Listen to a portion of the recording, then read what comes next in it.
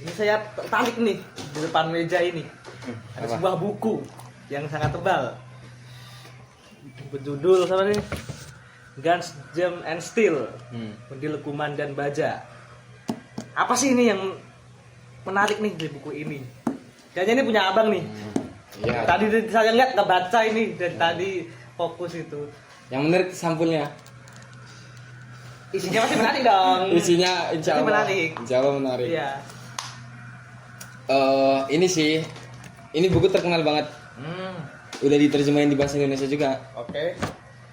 Awalnya saya tahu buku ini dari Yuval Noah Harari. Iya. Aku kan suka baca bukunya dia kayak Homo Sapiens, Homo Deus gitu-gitu. Oke. Tinggal Nexus aku yang belum tuh. Ya. Terus di satu video YouTube si Yuval Noah Harari itu merekomendasikan buku Guns, Germs and Steel itu. Kayaknya dia terinspirasi juga dari buku ini. Makanya ada banyak kemiripan kisah yang dituturkan gitu. Ini juga tentang rangkuman riwayat masyarakat manusia. Homo sapiens itu kurang lebih sama gitu. Itu sih yang awalnya aku jadi tertarik buat beli buku ini. Berarti buku ini tuh bukan cuma menjelaskan tentang awal-awal peradaban manusia sebagai manusia purba itu ya? Tidak ya? Gimana ya? Jadi buku ini tuh berusaha menjawab pertanyaan si temannya Jared Diamond. Jadi Jared Diamond ini merupakan peneliti burung di Papua. Oke. Biasanya orang barat. Iya. Terus teman Papuanya ini tanya, kenapa sih kalian orang-orang barat bisa membuat peralatan canggih sementara kita enggak gitu. Ya kalau bahasa anak-anak UNES inilah mungkin, kenapa peradaban kalian jauh lebih jauh lebih tinggi dibandingkan kami gitu. Oh ya. Pertanyaannya sesingkat itu, sesederhana itu Iya. nampaknya gitu. Nampaknya ya. Tapi dia jawab dengan uraian yang sangat panjang, bahkan ditarik dari sejarah umat manusia jutaan tahun yang lalu, semasa kita masih menjadi primata gitu. Oke. Itu. Kamu pernah belajar ini kan, teori evolusi gitu pas SMA gitu. Iya, diajarin. Gimana tuh yang pernah kamu dapat? Di SMA itu kan memang kalau belajar soal teori itu kan memang di sekolahan terutama ya memang konsepnya diajarkan terus lah, bahkan dari SD, SMP, SMA gitu. Tentang yang bikin saya tertarik ini, misalkan dulu manusia purba ini kan ciri khasnya banyak lah prosesnya. Yang saya tertarik itu mungkin gimana sih sejarahnya awal itu, kenapa di peradaban di dunia itu manusianya itu secara nggak langsung ciri fisiknya tuh beda, Dengan rasanya beda dengan sama manusia. Misalkan orang Eropa, kenapa dia memiliki ciri fisik kulit putih, atau misalkan dengan orang-orang Asia Tenggara memiliki cara badan mempunyai kulit sawo matang atau kulit kuning gitu loh. Berarti secara langsung itu jauh setelah itu ya Primata. zaman primata, betul istilahnya. Setelahnya gitu semakin panjang gitu, semakin istilahnya itu tuh lebih tua primata gitu loh, setelahnya primata gitu. Ya sangat jauh. Tapi poinnya sama, bahwa perbedaan antara satu spesies dengan spesies lain itu selalu terjadi sebagai bentuk adaptasi dengan environment gitu. Iya. Dengan lingkungan, selalu begitu. Oh, menarik ya. Orang kulit putih itu biasanya kan tinggal di negara-negara dingin ya. Negara Eropa, Belahan ya. bumi bagian utara tuh. Tropis ya. Heeh. Nah ini ada pertanyaan bagus nih dari komentar nih. Iya. Lebih dulu Nabi Adam apa primata? Oh ada yang Wah, tanya gitu. itu Ada yang bertanya seperti Siapa ini. tuh? Pamalia tanya gitu. Itu kan pembahasan yang mungkin Mungkin sebelum lebih jauh kayaknya Ya. kan ada pertanyaan bagus nih. Lebih dulu Nabi Adam apa primata nih menurut ente yang baca buku ini kan? Oke. Ini rumit sih. Tapi Dulu aja. aku nggak baca langsung dari Darwin ya, tapi aku baca pecahan-pecahan bongkahan-bongkahan teori yang dikutip di berbagai buku kayak Homo sapiens, terus Guns, Germs and Steel gitu. Dan aku mulai memahami sedikit demi sedikit teori evolusi itu kayak gimana gitu. Dan sangat masuk akal dan memiliki banyak bukti yang sangat kuat gitu. Sulit dibantah teori evolusi itu. Tapi sebagai muslim, Iya. kita juga kan wajib ini ya, Mengimani. wajib mengimani Iya. Langsung. ajaran-ajarannya, termasuk Nabi Adam diturunkan dari surga ke bumi menjadi manusia pertama gitu. Ya kalau kata Quraisy sih, sains punya kebenaran sendiri, agama punya versi kebenaran sendiri kayak gitu. Oh, Tapi ya lagi-lagi sulit loh membantah teori evolusi itu. walaupun udah ada ini ya, katanya kan udah ada antitesisnya kan terhadap teori Darwin ini kan. Kalau kita pernah belajar di IPA kan dibilang gitu kan, saya pernah belajar juga, pernah jelasin kayak ini udah ada antitesisnya soal teori Darwin, ternyata begini. Itu kalau pandangan dirimu bagaimana? Pertama ini dulu, seringkali kita salah memahami teori evolusi itu sebagai bentuk proses panjang yang lurus gitu. Jadi satu spesies punah digantikan spesies lain, terus jadilah kita manusia gitu. Kayak di buku-buku IPA yang dulu sampulnya kita lihat tuh, Iya. dari nunduk Oke. terus semakin berdiri Iya. berdiri gitu. Padahal enggak. Teori evolusi itu enggak sesederhana itu. Oh. Enggak sederhana. Itu kalau boleh dibayangkan, itu kayak serabut akar yang sangat rumit itu. Rumit banget. Oke. Kayak kita aja itu sebenarnya masih kita pernah hidup dalam satu masa Iya. dengan kalau tidak salah 4 jenis manusia lain. Ini adalah momen di mana kita hidup manusia sendirian. Padahal dulu kita hidup bersama dengan homo-homo yang lain kayak Homo erectus, Neanderthal, Iya. dan sebagainya. Itu sih. Dan kita juga masih berkerabat dengan simpanse, apes atau orangutan, terus gorila gitu. Makanya jenis-jenis itu tuh agak berbeda dengan misalkan kera pada umumnya yang masih sering nangkring di pohon. Gorila, simpanse kalau kamu perhatikan udah jarang di pohon, loh. Oh, iya. Karena tingkat kekerabatannya dengan kita tuh masih dekat gitu. Itu. Nah, pokoknya buku ini tuh narik perbedaan peradaban di suatu wilayah dengan wilayah lain dari nenek moyang manusia 7 juta tahun yang lalu. Di sini saya kan sempat melihat lah di awal itu mengutip tentang bangsa Eurasia. Ya, Eurasia. Apa sih itu yang terjadi gitu di zaman itu? Mungkin baiknya kita mulai dari itu ya 7 juta tahun yang lalu aja lah. Biar nggak usah ada pertanyaan baru nantinya kan. Jadi sekitar 7 juta tahun yang lalu ada satu spesies kera besar di Afrika Iya. yang melakukan percabangan secara evolutif dari keluarganya yang lain.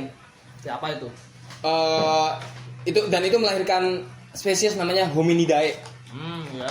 Dan itu cikal bakal nenek moyang dari kalau tidak salah 4 jenis, yaitu Homo, apes, gorila, dan simpanse. 4 ya jenis itu. Terus nanti Homo juga mecah jadi Homo erectus, Homo sapiens, Neanderthal, dan lain-lain. Gitu. Nah, jadi pertanyaan pentingnya adalah mengapa evolusi Homo sapiens itu paling signifikan gitu loh, paling canggih gitu. Iya. Kenapa? Itu karena banyak sekali faktor sebetulnya, dan faktor utamanya adalah environment, faktor lingkungan. Iya. Jadi sekian juta tahun yang lalu itu pernah ada peristiwa geologis yang membuat tempat tinggal nenek moyang Homo sapiens di Afrika Timur Iya. itu tanahnya naik, membentuk pegunungan baru. Berarti secara geografi negaranya tuh areanya tuh berubah ya. Iya. Berubah jadi apa itu? Itu tadi yang saya katakan lahir deretan gunung baru gitu, yang memblokir angin dari samudra. Akhirnya Oke. dataran di Afrika Timur itu menjadi kering. Tadinya Afrika itu, jangan bayangkan Afrika 7 juta tahun yang lalu itu seperti Afrika sekarang yang tandus kering gitu, savana. Enggak. Dulu Afrika itu hutan hujan tropis dan nenek moyang kita tinggal di sana. Oh, yang hutan-hutan lebat yang subur ya. Iya. Nah, terus itu pun bukan peristiwa yang satu malam, itu peristiwa panjang tuh, proses geologis itu. Lalu akhirnya primata yang tinggal di Afrika Timur itu turun dari pohon tuh. Turun dari pohon. Tadinya kan pada jelalatan di pohon tuh. Iya. Yang kayak kita lihat sekarang kera-kera monyet-monyet di hutan itu. Terus nenek moyang kita tuh turun dari pohon. Kemudian terjadi peristiwa bipedalisme. Bipedalisme itu dari jalan menggunakan 4 kaki menjadi 2 kaki. Berarti awalnya dari telapak kaki di tangan seperti ini Ya. ya. Oh, seperti kayak melihat monyet berjalan itu. Turun dari pohon tuh dia. Oh ya.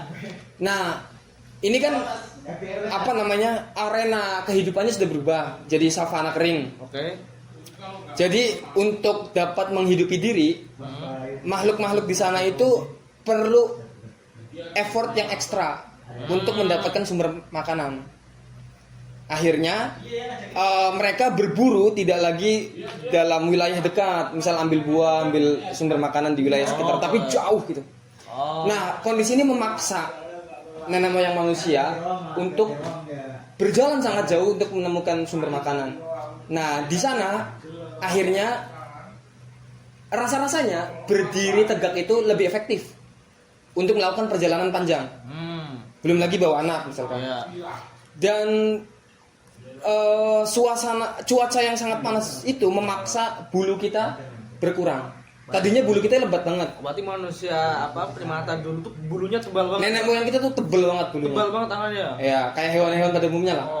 Tapi karena cuaca yang sangat ekstrim panas itu, bulu kita itu semakin berkurang untuk menjaga suhu tubuh. Gitu lah. Kemudian bipedalisme juga terjadi. Nenek moyang kita berjalan tegak akhirnya. Kemudian juga berjalan tegak itu memiliki keuntungan tersendiri karena semakin dengan berjalan tegak akan semakin sedikit bagian tubuh yang terpapar sinar matahari. Oh ya, masuk akal ya. Itulah itu jadi adaptasi nenek moyang manusia terhadap situasi lingkungan baru lah itu yang bertegak. Itu perubahan revolusioner pertama ya, itu ketika peristiwa geologis di Afrika Timur. Kemudian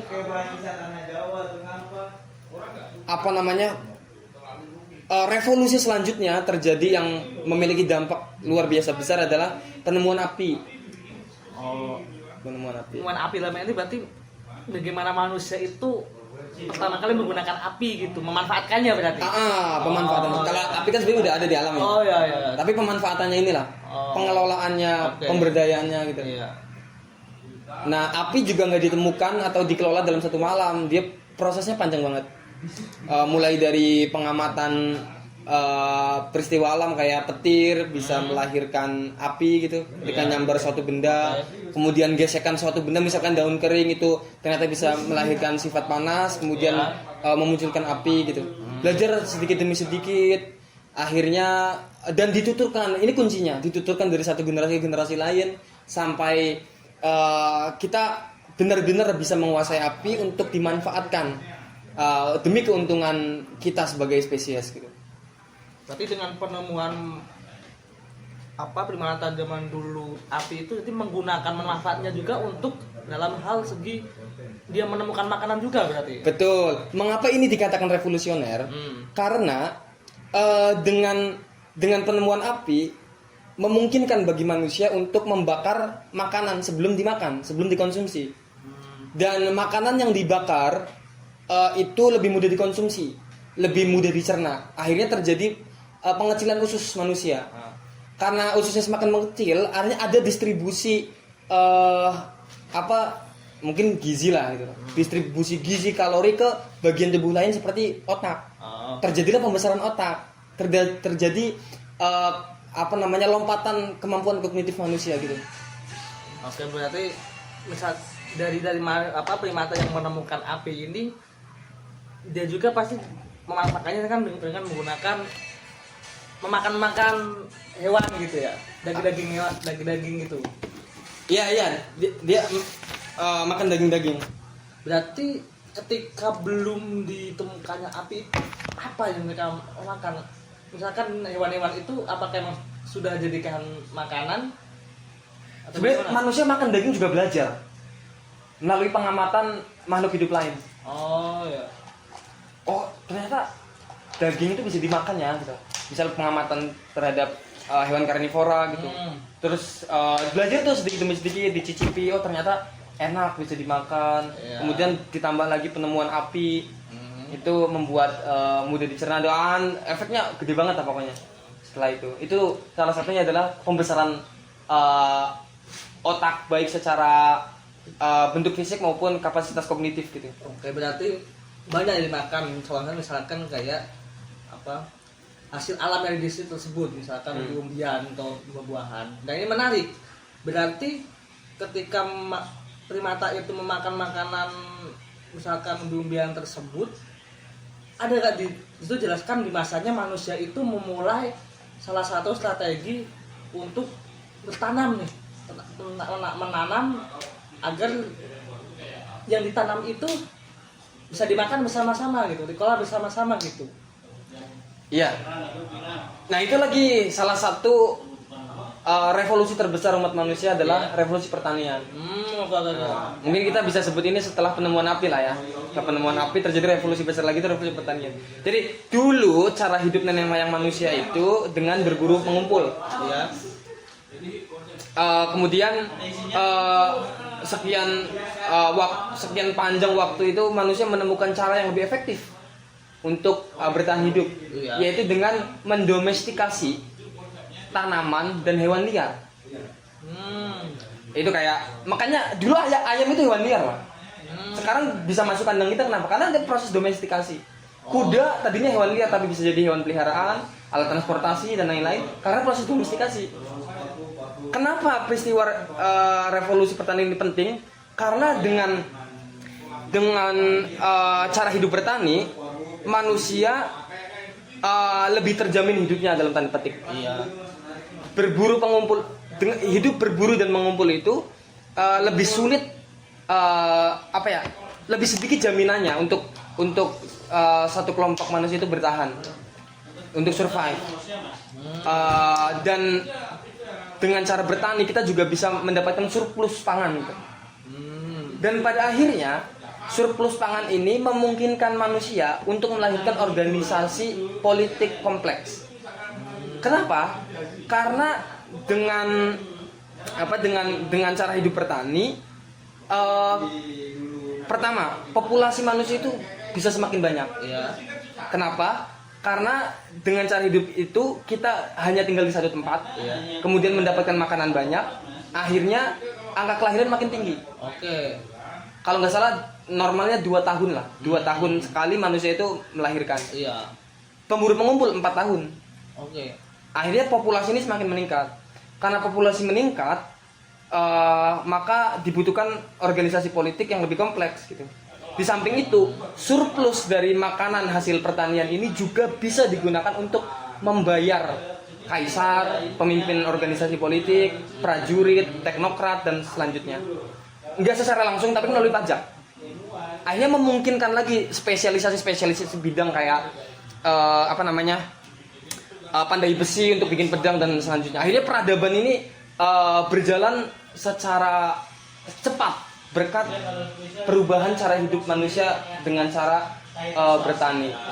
Itu tuh domestikasi tanaman liar. Kemudian domestikasi hewan liar juga membantu manusia untuk memobilisasi diri dan mengangkut berbagai hal jarak jauh dengan cepat gitu. domestikasi kuda membuat manusia bisa mengikatkan kuda tersebut ke gerobak. Gerobaknya itu bisa bisa dibuat sebagai alat mengangkut padi kirim ke lokasi yang jauh gitu. Dulu manusia ketika ingin mengangkut satu barang itu dipanggul, Pak. Tapi semenjak domestikasi hewan seperti kuda, sapi, kerbau, kita bisa berjalan jauh mengangkat barang banyak dengan cara yang lebih mudah gitu. Berarti dengan awal pengelompokannya itu di bidang pertanian meluas ke bidang lain ya. Ke bidang lain gitu. Kemudian domestikasi kuda juga membuat cara bertarung baru. Oh ya. Kuda itu kan, kuda tempur itu kalau ibarat sekarang itu kayak tank, Pak. Iya. Dia tangguh banget. Kuda tempur tuh beda kayak kuda biasa gitu. Jadi memungkinkan untuk peperangan dilakukan secara lebih kompleks. Oke. Kemudian transportasi berjalan lebih efektif, kemudian melahirkan tatanan masyarakat yang lebih kompleks, memungkinkan untuk melahirkan organisasi politik yang lebih kompleks juga. Wah, banyak banget keuntungan dari peristiwa revolusi pertanian gitu lah. Berarti dengan awal-awalnya manusia tersebut sudah memulai mendalami bidang pertanian yang lebih struktur, berarti secara nggak langsung itu sudah memunculkan struktur perbedaan struktur manusia di lingkungan tersebut. Misalkan ada manusia yang paling berpengaruh gitu. Yang secara nggak langsung apakah itu awal mula sebagai munculnya politik? Maksudnya gimana? Ya seperti ini loh, misalkan dengan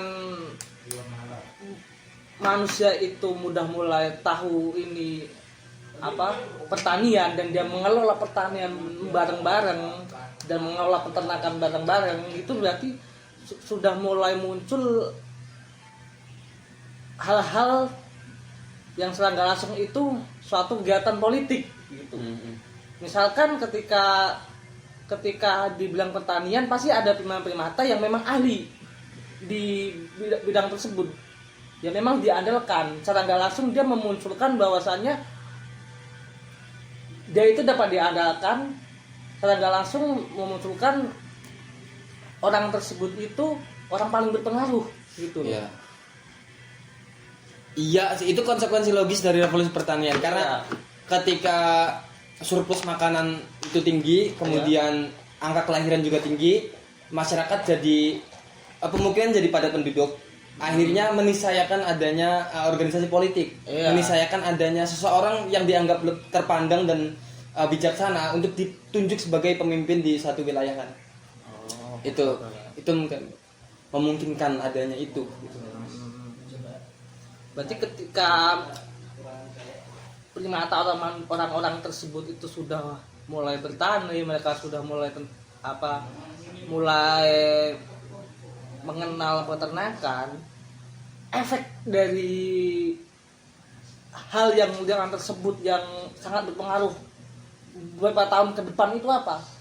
Perkembangan manusianya itu apa setelah itu? Tentu dengan organisasi politik yang lebih kompleks akan melahirkan peradaban ya, sistem masyarakat yang lebih rumit gitu dibandingkan masa-masa sebelumnya. Itu kemudian juga memungkinkan adanya pertarungan besar antar kelompok gitu. Kayak nih ada peristiwa menarik di Amerika Selatan kalau nggak salah. Jadi di abad 15 atau 16 gitu, suku kekaisaran Inka itu kan masih ada ya. Nah itu ditaklukkan sama Kaisar Roma melalui Pizarro itu saya. Itu pertarungan 160-an orang versus 8.000 pasukan. 160 itu dari Spanyol. Roma Inka yang sekitar 8.000 orang. Apa yang terjadi itu? Yang terjadi kaisarnya ditangkap terus dibunuh. Kemudian ribuan orang Inka gugur.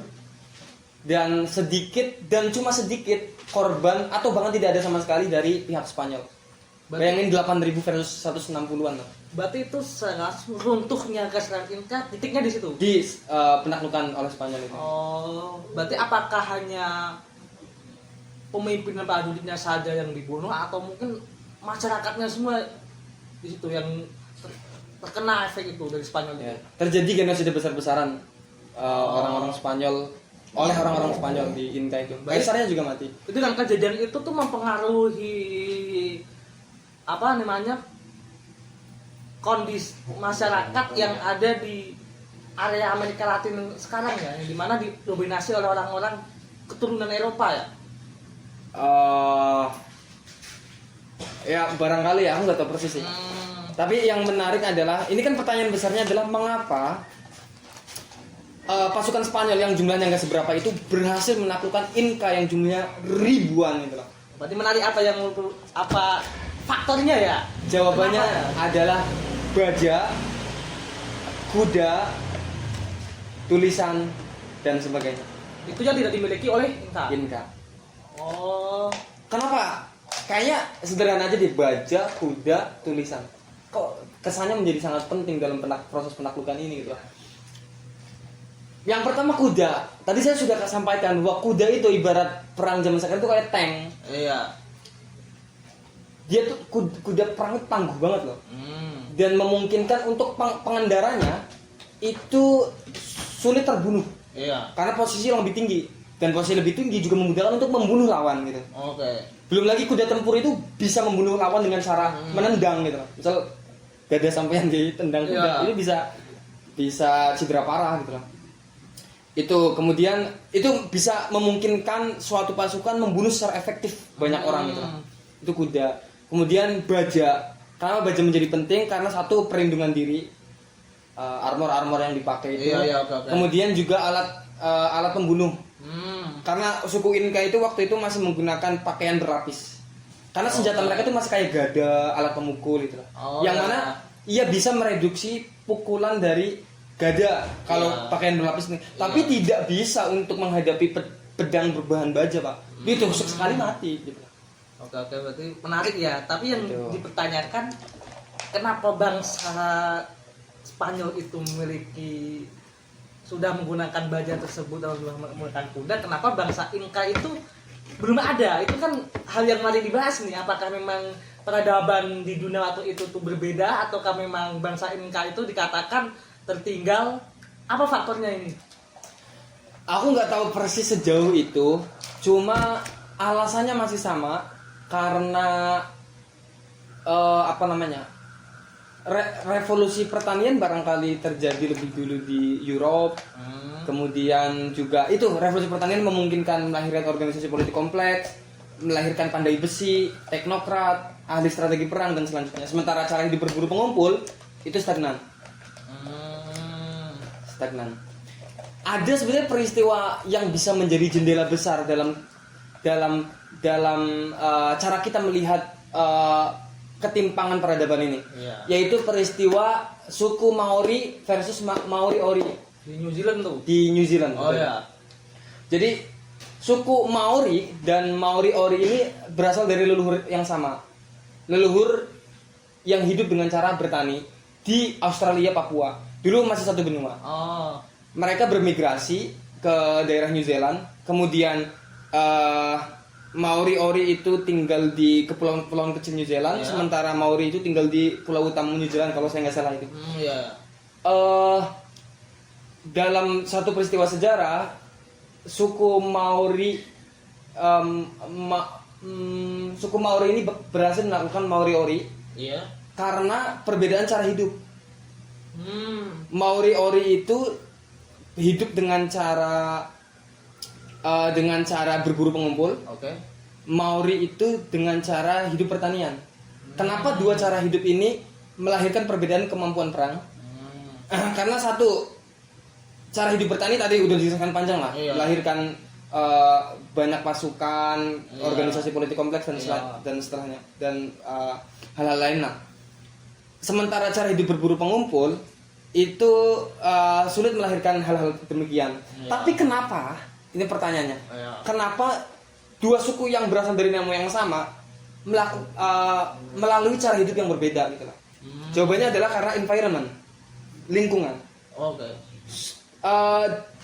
Pulau yang ditempati oleh suku Maori Ori ini tidak memungkinkan untuk bercocok tanam Oh, di sana kan tanahnya nggak subur, irigasinya dibangun sulit, sungai nggak ada sungai besar dan lain-lain. Akhirnya mereka aslinya mereka dari nenek moyang petani gitu. Tapi karena kondisi ekologi tidak memungkinkan, mereka balik lagi menjadi pengumpul selamanya. Sampai ketika suatu pertemuan sejarah terjadi pembantaian besar-besaran suku Maori terhadap suku Maori-Ori. Berarti suku Maori yang datang itu dari daerah Papua itu. Iya, dua-duanya. Nenek moyangnya dari Papua, Australia. Oh iya masuk akal kan daerah situ memang tropis yang cocok untuk bertani. untuk tanaman pertanian ya. Betul. Oh iya. Itu jadi penaklukan, ketimpangan peradaban itu bisa dijelaskan melalui perbedaan geografis gitu. Dalam sejarah.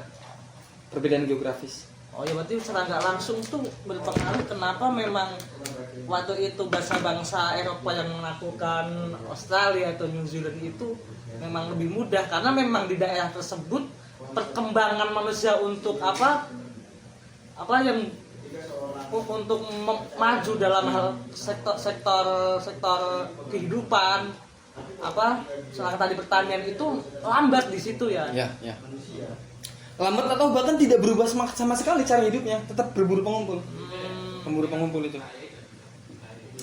itu bisa menjadi prototipe dalam cara kita melihat ketimpangan peradaban antar daerah gitu. Itu di peristiwa penyerangan Spanyol ke Inca dan Maori ke Maori-Ori. Tentunya setelah itu banyak faktor lain, cuma faktor ekologi itu menjadi sangat penting dalam perkembangan sejarah umat manusia ya, khususnya dalam proses penaklukan gitu. Itu menarik dan secara langsung ketika bangsa-bangsa yang memang sangat ketertinggalan gitu masih mengumpul gitu, bangsa yang sudah memang lebih maju yang menaklukkan bangsa lain dalam prosesnya itu lebih maju juga gitu, perkembangannya lebih cepat gitu. Ketika bangsa yang dulunya pengumpul itu sudah mulai berkembang misalkan, sudah mulai hidup bekerja sebagai misalkan di bidang perdagangan atau pertanian. Namun bangsa-bangsa yang memang sudah bertani sejak dulu, sudah menemukan tanaman sejak dulu itu lebih maju gitu, peradabannya lebih maju gitu. Jadi ada perkembangan dari bangsa-bangsa pengumpul, tapi bangsa yang dulunya sudah bertani sejak dulu, sudah beternak sejak dulu lebih maju, bahkan lebih maju karena mereka sudah bisa menaklukkan bangsa lain gitu, sudah pergi ke penjuru dunia gitu loh. Ya, itu persis. Ketika orang-orang Eropa datang ke benua Australia beberapa abad yang lalu ya, mereka menemukan cara hidup orang aborigin atau Maori gitu, yang senjata yang mereka gunakan untuk berburu itu tidak lebih canggih dari senjata yang digunakan orang-orang Eropa berburu puluhan ribu tahun yang lalu. Jadi ada ketimpangan sejarah selama puluhan ribu tahun gitu. Itu maksudnya kalau sekarang kita bilang Indonesia dan Jepang itu beda 10 tahun. Apa yang terjadi di Indonesia sekarang itu sudah 10 tahun terjadi di Jepang, 10 tahun yang lalu di Jepang gitu. Wah, itu sedikit, Bos. Kita bisa menemui peristiwa-peristiwa di berbagai belahan dunia yang ketimpangan peradabannya itu puluhan ribu tahun. Bisa. Ya itu karena salah satunya adalah faktor ekologis gitu. Dan salah satu kunci penting kemenangan bangsa Spanyol terhadap Inca adalah faktor tulisan. Tulisan apa itu berarti? Bangsa Spanyol kala itu sudah menggunakan tulisan sebagai alat komunikasi gitu. Bersurat, bertutur cerita, menuliskan sejarah dan seterusnya. Akibat penggunaan tulisan ini, bangsa Spanyol bisa melakukan pengamatan sejarah terhadap bangsa yang ditaklukkannya. Bangsa ini asal usulnya dari mana sih? Kemudian membaca observasi orang yang pernah pergi ke sana. Suku Inca tuh orangnya kayak gimana, cara hidupnya kayak gimana, bisa diamati melalui tulisan-tulisan itu. Kemudian melakukan pelaporan. Misalkan, oke, ini kaisar udah ditangkap. Kemudian lapor ke raja di Roma misalkan, kaisar di Roma, itu lebih efektif ketika menggunakan tulisan. Cara berkomunikasi lisan itu bisa mereduksi informasi, bisa menghilangkan atau menambahkan informasi. Tapi tulisan itu lebih presisi, sehingga informasi lebih akurat. Bangsa ini tidak punya tradisi baca tulis yang kuat, sehingga dalam komunikasi pun tidak akurat. Itu juga menjadi salah satu faktor mengapa bangsa Inka mudah sekali ditaklukkan oleh bangsa Spanyol di abad 15 dan 16 itu. Ya, berarti yang dibahas dari buku ini kan dari awal tentang primata pertama kali lah beradaptasi di bumi. Setelah itu apa yang dibahas dalam buku ini? Prosesnya setelahnya gitu. Oke, jadi saya karena ini ngobrol aja ya. Nah, Jadi ini nggak diskusi serius gitu. Iya. Aku baca buku ini baru 100-an lebih halaman. Aku baru sampai di domestikasi hewan dan tumbuhan itu terus melahirkan ketimbangan peradaban. Baru itu. Jadi setelah ini ada apa? Belum tahu juga. Yang jelas buku ini ingin menerangkan kepada kita mengapa sih terjadi ketimbangan peradaban di satu wilayah dengan wilayah lain, suku satu dengan suku lain gitu. Ditarik dari evolusi jutaan tahun yang lalu gitu. Berbicara soal ketimpangan. Berarti kan soal ketimpangan itu kan terjadi di antar waktu gitu loh. Setiap waktu selalu ada ketimpangan. Misalkan ketika bangsa-bangsa yang kayak itu memang belum maju dibandingkan bangsa Eropa, timpangan itu juga kan terlihat di era sekarang gitu loh. Ketika negara-negara Eropa itu lebih maju dibanding misalkan negara-negara Afrika. Misalkan menarik nih, salah satu faktor negara Afrika memang kondisinya dalam tanda kutip yang masih miskin, itu kan memang dengan faktornya dipengaruhi oleh bangsa Eropa yang secara nggak langsung tuh merusak kehidupan di situ dengan menjajah di situ gitu loh. Dengan menjajah di situ, secara langsung dengan penjajahan itu kan ada pembatasan hak lah bagi orang-orang Afrika tersebut gitu loh. Hak ulama itu misalkan hak pendudukan itu salah satunya gitu, dan juga faktor kolonialisme yang terjadi ratusan tahun. Namun mengapa hal ini masih terjadi tatkala bangsa-bangsa Eropa itu sudah keluar dari negara Afrika? Ini menarik gitu. Itu kayak ini ya. Kenapa satu negara lebih maju dibanding negara lain? Iya, kalau seperti itu. Itu buku Why Nation File lebih tepat sih barangkali untuk membongkar itu. Why Nation File. Pernah baca nggak? Belum. Berarti bang tentang apa tuh? Nah, itu kayak judulnya Why Nation File. Mengapa negara gagal itu? Oh ya. Dan itu panjang sih. Cuma intinya begini. Intinya adalah faktor politik. Keputusan-keputusan dalam politik itu. Sebetulnya kan kita bilang ada yang ya satu negara bisa maju dari negara lain karena faktor nature, faktor kebutuhan pemimpin, faktor tradisi nenek moyang dan selanjutnya. Padahal menurut buku Nation enggak. Masalahnya adalah urusan politik.